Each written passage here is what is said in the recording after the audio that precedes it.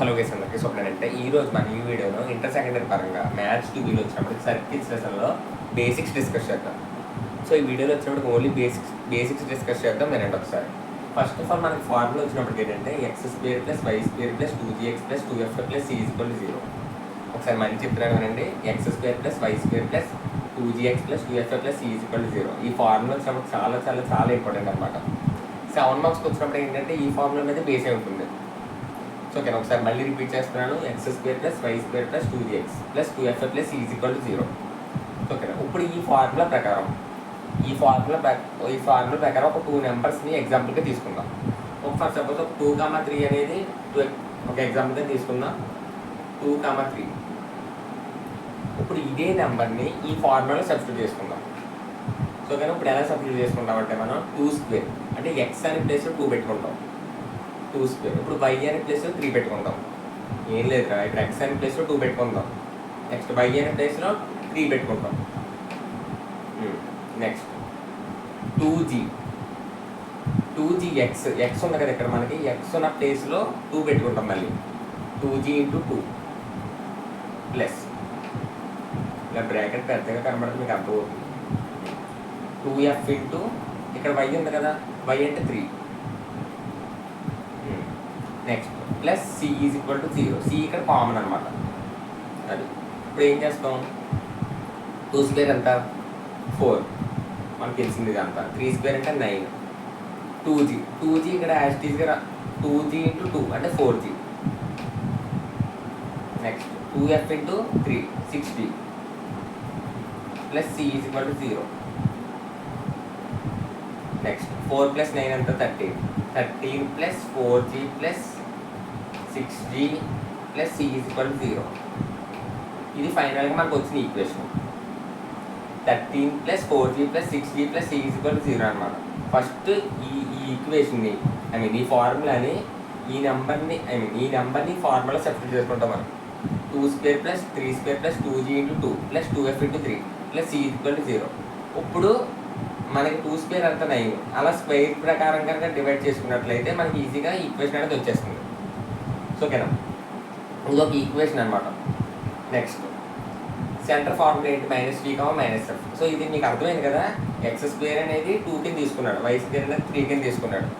2g × x ఉంది కాబట్టి ఇక్కడ x అనే ప్లేస్ 2 తీసుకున్నాడు, y అనే ప్లేస్ 3 తీసుకున్నాడు, ప్లస్ c = 0. ప్లస్ c అనేది కామన్ అనమాట. సో ఓకేనా.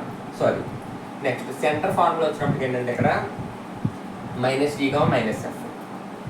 ఫార్ములా వచ్చినప్పటికి -d, -f.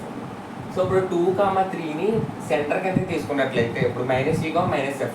ఇప్పుడు సెంటర్ ఫైండ్ అవుట్ చేయండి దీనికి 2, 3కి. ఇప్పుడు 2, 3 ఉంది, దీనికి కనుక సెంటర్ ఫైండ్ అవుట్ చేసుకున్నట్లయితే మనకి ఏమొస్తుంది ఆన్సర్ ఫైనల్గా -2, -3. ఎందుకు అలా వచ్చిందంటే ఇక్కడ -gని -fని అనేది ఇక్కడ gని fని 2 కింద 3 కింద తీసుకున్నాడు. కానీ ఇక్కడ ఫార్ములా మనకి ఏమడిగాడు -g, అంటే మైనస్ ఉన్నారు ఫార్ములాలో, కాబట్టి ఇక్కడ కూడా మైనస్ వెళ్ళింది. సో ఓకే, -2, -3 వచ్చింది. సో ఓకే, ఫార్ములా ఏంటి అసలు యాక్చువల్గా -g, -f. కాబట్టి ఇక్కడ కూడా -2, -3. అక్కడ మీకు జనరల్గా -2, -3 ఇచ్చాడు అనుకోండి, అప్పుడు ఏమవుతుంది +2, +3 అవుతుంది సెంటర్. సో ఇక్కడ వాడు ఎప్పుడైనా మైనస్ ఇస్తే కనుక పాజిటివ్ అవుతుంది, వాడు ఎప్పుడైనా పాజిటివ్ ఇస్తే కనుక మైనస్ అవుతుంది, అలా అనమాట. సో సెంటర్ వచ్చినప్పుడు అర్థమైంది కదా. ఇప్పుడు 2, 3 అడిగాడు అనుకోండి, దీనికి సెంటర్ ఫైండ్ అవుట్ చేయమన్నాడు, మీరు ఏం చేయాలి, అప్పుడు -2, -3 రాయాలి. సో ఓకేనా.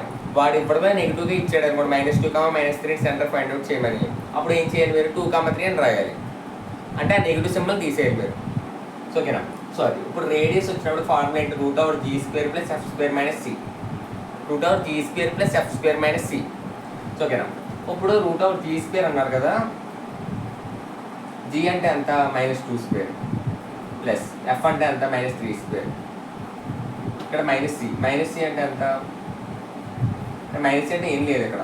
సో అది 4 + 9 -c అంటే √13 - c = 0. 13 - c = 0, c = 30. సో అదనమాట. సో ఓకేనా. సో ఇదనమాట. మీరు జాగ్రత్తగా అర్థం చేసుకోండి, ప్లేస్ లేదు కదా. అంటే minus G I mean G square plus F square minus C అనే ఫార్ములాలో ఈ జీఎఫ్ని సబ్స్టిట్యూట్ చేసుకున్నాడు minus C. Root of 13 minus C equal 0, 13 అంటే రూట్ బయటికి వెళ్ళిపోతుంది, 13 minus C equal 0, C equal 13. So అదనమాట. సో ఈ 3 ఫార్ములాస్ చాలా ఇంపార్టెంట్. ఫస్ట్ ఫార్ములా ఏంటి, X square plus Y square plus 2jx plus 2f plus C equal 0, ఇది main formula అనమాట. Next center formula ఏంటి, మైనస్ జీ మైనస్ ఎఫ్.